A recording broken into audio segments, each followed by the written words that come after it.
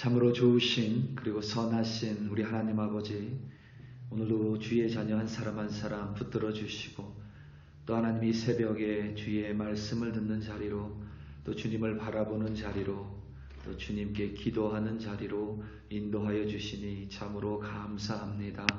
이미 우리에게 하나님 오늘 살아갈 은혜를 넘치도록 부어주셨음을 믿음으로 고백합니다. 하나님, 우리가 무엇을 더 구하기 전에 이미 우리에게 필요한 모든 것들을 알고 계시며, 또 하나님 우리가 살아가는 데 필요한 하나님의 힘과 은혜로 오늘도 이미 채워주시니 참으로 감사합니다. 오늘도 하나님 이 세상 하루 살아가며 하나님 나의 뜻이 아니라, 때로는 하나님 불평 원망이 아니라 하나님이 이미 부어주신 은혜로 말미암아 오늘도 감사하며 또 기뻐하며 살아갈 수 있도록 도와주시옵소서. 오늘 하루 살아가며 하나님 기분이 언짢을지라도 그 속에서 여전히 붙들고 계시는 하나님으로 말미암아 하나님 승리하는 우리들 되게 하여 주시옵소서. 감사합니다. 예수님의 이름으로 기도드립니다. 아멘. 고린도후서 12장 1절부터 10절 말씀으로 주의 말씀을 증거합니다. 우리 다 함께 보시겠습니다. 능력받는 새벽기도, 응답받는 새벽기도, 성령과 함께하는 새벽기도. 할렐루야. 아멘.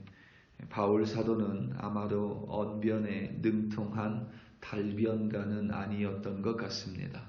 우리에게는 글로 된 편지로 바울을 만나기 때문에, 그리고 너무도 위대한 사도이기에 모든 것에 있어서 그가 완벽했을 것이라 생각되지만, 사실은 연설하는 것에 있어서만큼은 다소 부족했던 것으로 보입니다. 그의 몸의 병 때문인지 아니면 다른 외적인 조건 때문인지 알려져 있지는 않습니다. 다른 사람 앞에서 말할 때는 그의 수려한 필력에 비해 언변이 다소 부족했습니다. 그래서 바울의 대적자들은 바울의 그러한 부족한 연설 솜씨에 비판하고 공격했습니다. 바울의 개인적인 능력을 떠나서 당시 헬라 문화 속에서는 말을 잘하는 달변가를 높이 평가했습니다. 헬라 문화 속에 있던 고린도의 자기 홍보나 자기 자랑 또한 그와 같은 선상 맥락으로 이해할 수 있습니다. 사실 말을 잘하는 것도 대단히 어려운 일입니다. 그래서 우리는 말하는 훈련을 하기도 하고, 때로는 말을 잘하기 위해 여러 가지 지식을 쌓고 노력을 합니다. 언변이 뛰어난 달변가가 되기 위해 큰 노력이 필요한 만큼 달변가는 높이 평가받을 만합니다. 하지만 그것보다 더 어려운 일은 말을 참는 일입니다. 우리를 가만히 들여다보면 내가 하고 싶은 말을 내뱉는 일은 그다지 많은 노력을 필요로 하지 않습니다. 내가 알고 있는 것, 내가 하고 싶은 말을 참는 것이 뱉는 일보다 훨씬 더 어렵습니다. 우리는 항상 입이 너무 근질거립니다. 무엇보다 말을 내뱉는 사람보다 말을 참는 사람이 훨씬 더 무섭고 대단한 일입니다. 언젠가 제법 식당을 크게 운영하셨던 집사님께 이런 말을 들은 적이 있습니다. 식당에 와서 컴플레인을 하는 사람 혹은 음식에 대해서 조목조목 따지는 사람은 전혀 상대하기 어려운 손님이 아니라는 말입니다. 이유를 들어보니 컴플레인을 하는 사람들에게는 음식을 다시 만들어주면 되고, 혹은 서비스에 불평하는 사람들은 기프트 카드를 주면 금세 그 문제는 해결된다고 합니다. 그리고 그들은 다시 또 식당을 찾아온다는 것입니다. 그런데 어떠한 손님들 중에 음식을 다 먹지도 않고 그렇다고 그것을 포장해서 가지도 않고 그럼에도 불구하고 아무 말도 하지 않는 손님들이 있다고 합니다. 그런 손님을 상대하는 것이 가장 어렵답니다. 이유는 아무 말도 하지 않고 음식도 먹지 않고 그것을 싸가지도 않는 손님들은 이제 다시 식당에 오지 않는다고 합니다. 그래서 차라리 불평이든 뭐든 말을 하는 손님이 훨씬 상대하기에 수월하다는 의미입니다. 비단 여러분 말뿐만 아니라 거의 대부분이 지키는 일이 훨씬 더 어렵습니다. 한 번은 새벽에 오는 늘 다니는 길인데 그 길에 어떤 차가 한 대 세워져 있었습니다. 이상한 그 지역은 그렇게 차가 세워져 있을 도로가 아닌데도 차가 세워져 있어 지나가며 보니 아니나 다를까 경찰차가 세워져 있었습니다. 경찰차가 그곳에 세워져서 하는 일은 그곳을 지나가는 차들의 속도를 체크하고 있었습니다. 새벽 4시 반, 5시인데도 참 열심히 일한다라는 생각이 들었습니다. 그런데 그 구역이 참 운전하기가 어렵습니다. 이유는 그 구역의 도로의 제한 속도가 35마일입니다. 그리고 제가 알기로는 제가 하루에도 그 길을 3번, 4번 정도 다녀야 되는데 제가 알기로는 그 길에 운전하시는 분들이 10대 중에 8대에서 9대는 모두 35마일을 초과합니다. 다 35마일 이내로 달리는 것이 너무나도 어려운 도로입니다. 때로는 내가 35마일로 달리고 싶어도 뒤에서 난리가 나서 35마일로 달리지 못하는 도로입니다. 그러니까 그 제한 속도를 나도 모르는 사이에 혹은 의도적으로 어렵지 않게 어겨버립니다. 그것은 어렵지 않습니다. 그런데 그 도로를 운전할 때마다 35도라는 제한 속도를 지키는 일이 참으로 어렵습니다. 바울 사도는 셋째 하늘에 다녀온 사람입니다. 예수님의 제자는 오직 12명이었습니다. 예수님께 직접 선택받은 제자는 가룟 유다를 제외하면 11명밖에 되지 않습니다. 지금까지 수천의 그리스도인들이 태어나고 죽었다면 그 중에 유일하게 예수님께 선택받은 제자는 11명에 불과합니다. 그런데 그 11명 누구도 셋째 하늘에 다녀온 이가 없습니다. 오직 사도 바울만이 그러한 위대한 영적 체험인 셋째 하늘에 다녀왔습니다. 우리가 셋째 하늘을 이해하려면 단지 옛 사람들이 하늘을 3층 구조나 5층 구조로 구분하느라를 넘어서 성막을 이해해야만 합니다. 성막의 구조가 3중으로 되어 있습니다. 성문을 통과하면 성막들이 나오고 성막들을 가로질러 성전의 문을 통과하면 성소를 마주하게 됩니다. 그 성소 안에 진설병이라든가 이러한 것들이 놓여 있고 그 성소를 가로질러 가면 이제 또 다른 문을 마주하게 되는데 그 문을 넘어서면 바로 지성소입니다. 그래서 이 성막의 문들은 하늘을 상징하고 마지막 셋째 하늘은 바로 지성소로 들어가는 그 문을 의미합니다.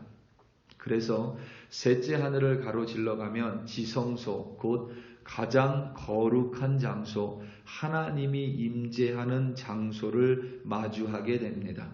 그것이 바로 사도 바울이 4절에서 낙원이라고 표현하기도 했습니다. 그러니까 사도 바울은 지성소 안에서 하나님을 대면한 것이고 낙원 그곳에 올라가서 하나님을 마주했습니다. 그리고 말로 표현할 수 없는 말을 들었는데 말로 표현할 수 없는 그 말을 사람들에게 말하는 것은 허락되지 않았습니다. 그런데 그 말을 언제 들었냐면 사도 바울이 이 고린도 후서를 적고 읽기 전 14년 전에 그 말을 들었습니다. 셋째 하늘을 경험했고 하나님을 마주했습니다. 14년 전이면 언제냐면 고린도 후서가 적혀진 것이 약 55년, 56년입니다. 그때가 바울이 제3차 전도 여행 중이었습니다. 그러니까 14년 전이면 약 41년, 42년인데 그때가 바울이 어디에 있을 때냐면 대부분의 신학자들이 바울이 고향 다소에서 칩거할 때라고 여깁니다. 그러니까 여러분 아시다시피 33년쯤에 예수님이 돌아가셨고 34년이나 35년쯤에 바울이 다메섹 도상에서 예수님을 만났고 곧바로 복음을 전하고 아라비아 광야로 갔다가 다메섹에서 성벽을 타고 도망갔고 예루살렘에서 사도들과 교제하기 원하고 복음을 전했지만 어쩔 수 없이 도망가 고향 다소에 약 10년 이상을 칩거합니다. 그때 다소에 있으면서 이 셋째 하늘에 갔다 온 것입니다. 그러니까 여러분 그 이후에 바울은 우리가 잘 알죠. 수리아 안디옥 교회에 와서 목회를 하고 그 목회를 마치고 1차 전도여행을 다녀오고 예루살렘 공회에 참석하고 2차 전도여행을 마치고 이제 3차 여행 전도 중에 있습니다. 그동안 그 14년 동안 만나는 무수히 많은 사람들 그리고 사도들을 만날 때도 바울은 이 말을 세 번째 하늘에 갔다 왔다라는 말을 단 한 번도 입 밖으로 내지 않았습니다. 그러니까 우리는 바울이 셋째 하늘에 다녀온 것, 낙원에 가서 하나님을 마주한 것을 대단하다고 여기지만 물론 대단합니다. 하지만 그것보다 더 대단한 것은 14년 동안이나 바울이 그것을 마음속에만 간직하고 있었다는 사실입니다. 얼마나 여러분 입이 근질거렸겠습니까? 얼마나 그걸 말하고 싶었겠습니까? 바울이 본인이 우리와 같은 성정을 가진 사람이라고 말했으니 그 또한 많은 유혹이 있었을 것입니다. 그럼에도 불구하고 바울은 그것을 끝까지 마음속에 간직합니다. 오늘 본문 속에서도 셋째 하늘을 언급만 하지 그것에 대해서 묘사하지 않습니다. 끝까지 바울은 그것을 마음속에 간직합니다. 그 이유는 하나님께서 그것을 허락하지 않은 것도 있고 또 여러 가지 너무 많은 계시를 받았기에 자신이 무엇보다 겸손해야 함을 분명히 알고 있었던 까닭입니다. 사도 바울에게는 사단의 육체의 가시가 있었고 그리고 그것을 사도 바울은 사탄의 사자라고 이야기했습니다. 그러니까 사탄의 사자는 여러분 우리를 쓰러뜨리는 존재들이겠죠. 육체의 가시가 너무나도 고통스러워서 그것이 마치 사단이 나를 쓰러뜨리기 위해 보낸 사자와 같다라고 여겼습니다. 그 정도로 육체의 가시가 너무 힘들었음에도 불구하고 바울은 그 육체의 가시를 제거해 달라고 3번 간절히 기도합니다. 우리가 생각하기에 하나님 고쳐주십시오. 이런 3번의 기도가 아니라 정말 자신의 목숨을 걸고 간절하게 드린 3번의 기도입니다. 그럼에도 불구하고 하나님께서는 그 육체의 가시를 제거하지 않으십니다. 너무나도 많은 말할 수 없는 그 안에 지극히 큰 하나님의 은혜가 그 안에 바울의 몸 안에 있었기 때문입니다. 그럼에도 불구하고 바울은 그것이 결코 유익하지 않기에 다른 이들에게 유익하지 않기에 끝까지 그것을 마음속에 간직하고 있습니다. 오늘 말씀 9절과 10절입니다. 나에게 이르기를 내 은혜가 내게 족하도다. 이는 내 능력이 약한 데서 온전하여 짐이라 하신지라. 그러므로 도리어 크게 기뻐함은 나의 여러 약한 것들에 대하여 자랑하니 이는 그리스도의 능력이 내게 머물게 하려 함이라. 그러므로 내가 그리스도를 위하여 약한 것들과 능력과 궁핍과 박해와 곤고를 기뻐하노니 이는 내가 약한 그때의 강함이라. 아멘. 우리는 사도 바울과 반대입니다. 때로는 우리는 약한 것들을 말하고 약한 것들을 드러내는 것을 부끄러워합니다. 왜냐하면 마치 그것이 내 영적인 능력과 비례하다라고 여기기 때문입니다. 하지만 사도 바울은 자신이 셋째 하늘에 갔다 왔었던 것은 입 밖으로 꺼내지 않았습니다. 자신이 지급받은 하나님의 큰 능력을 자랑한 적이 없습니다. 그런데 바울의 자랑은 약한 것들이었고 능욕과 궁핍과 박해와 곤고였으며 또 자신이 기도 응답을 받지 못한 육체의 가시 또한 바울은 그대로 드러냅니다. 왜냐하면 바로 그곳에서 하나님의 능력, 예수 그리스도의 능력이 온전하여지고 그것이 참된 신앙이며 믿는 자의 모습임을 충분히 알고 믿고 있었기 때문입니다. 우리 사랑하는 성도 여러분, 우리는 늘 바울과 반대로 행할 때가 많습니다.